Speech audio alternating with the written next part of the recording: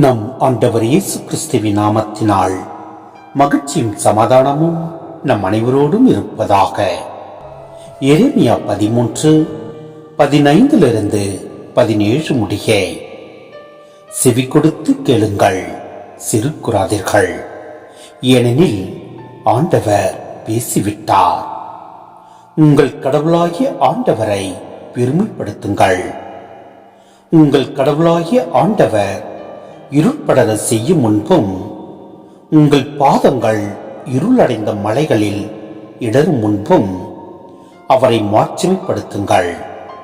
நீங்கள் ஒளியை எதிர்பார்த்து நிற்கும் போதே இருளின் நிழல்கள் சூழ செய்வார், இருண்ட மேகங்கள் எழச் செய்வார். ஆனால் நீங்கள் இதற்கு செவி கொடுக்காவிட்டால் உங்கள் செருக்கை முன்னிட்டு என் உள்ளம் மறைவில் அழும்.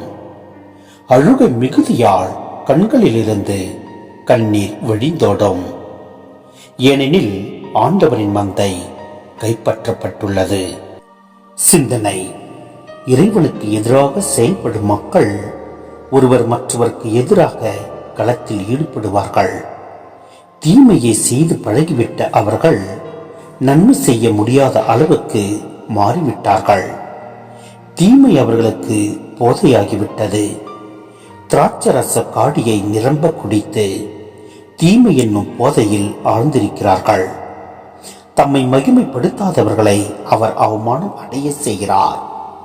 மக்களின் அழிவுக்கு அவர்களின் தீச்செயல்கள் தான் காரணம். மக்களின் தவறுக்கு தண்டனை வழங்கினும் அவர்கள் மனம் மாறுவதற்கான நாளுக்காக கடவுள் ஏக்க பெருமூச்சு விடுகிறார். எனவே நாம் ஒவ்வொருவரும் ஆண்டவரின் வழியில் நடப்போம். நம் வாழ்வில் இருள் சூழும் முன்பே நம் ஆண்டவரை நாடிச் செல்வோம். அவரது கட்டளையை பின்பற்றுவோம். அவர் வழியில் நடப்போம். எல்லாம் வல்ல இறைவன் நம்மை நிறைவாய் ஆசீர்வதிப்பார். ஆமென்.